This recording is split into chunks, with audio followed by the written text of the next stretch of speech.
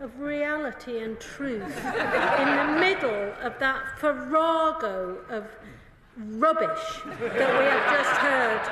The Shadow Home Secretary can chunter all he likes.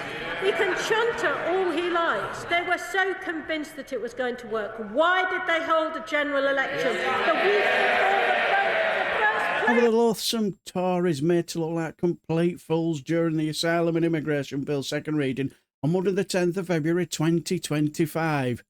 Yeah, I know there have been a lot of videos made from this debate on my channel, but a lot did go on. But at the closing speeches, Tory and likely sounding MP your 5-year-old would laugh at and wouldn't take seriously, Matt Vickers may have slipped up.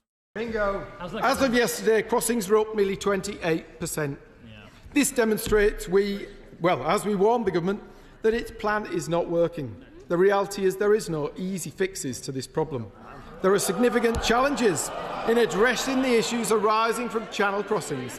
Yes, my friends, there are no easy fixes to this problem, to which the Minister for Border Security and Asylum, Dame Angela Regal, picked up on this. Thank you, Madam Deputy Speaker. Well, there was one iota of reality and truth in the middle of that farrago of rubbish that we have just heard from the party opposite, and that was, I'm going to quote it because I pricked up my ears, there are no easy solutions to this problem. You could have fooled me, Madam Deputy Speaker, when the party opposite spent most of its last few years in office telling us that there were easy solutions, passing legislation in this House that was so unusable and useless that they never commenced it, which they now complain about us taking off the statute book.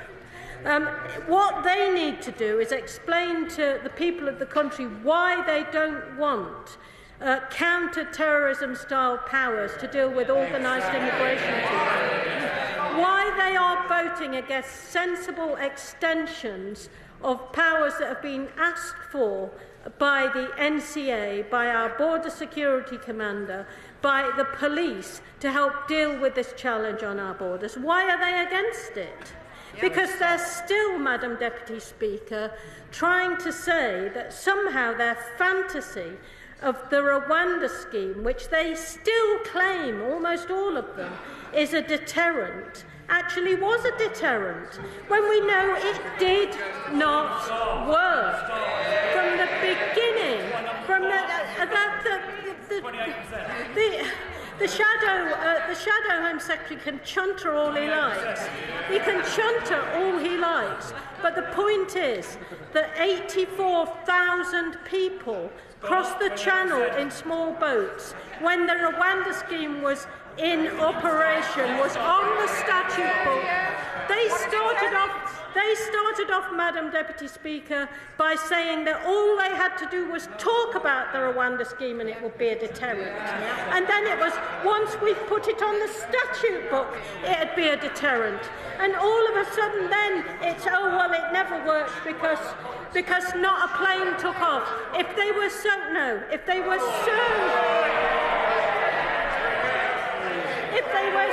concerned, they were so convinced that it was going to work, why did they hold a general election the week before the first plane was going to take off? Very good point, isn't it?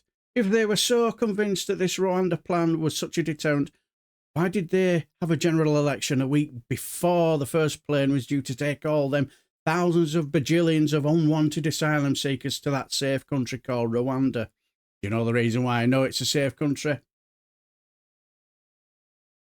Don't tell anyone. Because the Tories said so. So it must be true, you know. They even passed legislation to prove it as well. See, the thing is, she's also right about why do they not want counter-terrorism style powers to deal with organised immigration, and why are they voting against sensible extensions of powers which have been asked for by the National Crime Agency, our Border Security Commander and the police to help deal with these challenges on our borders. Now, if the powers are wanted by these organisations, irrespective of whether we agree with them or not, I don't personally, I agree with Pete Wishart. For me, they are both pandering to Farage and his racist base, and you don't pander to Refuck and the racists, do you? You take them on, don't you? But if these organisations want these counter-terrorism style powers, why did the Tories and Reform vote against them? Interesting, isn't it? But what do you guys think? Let me know down below. If you enjoy everything, House of Commons and Select Committee meetings, like and subscribe, and I shall bid you farewell and take care, my friends.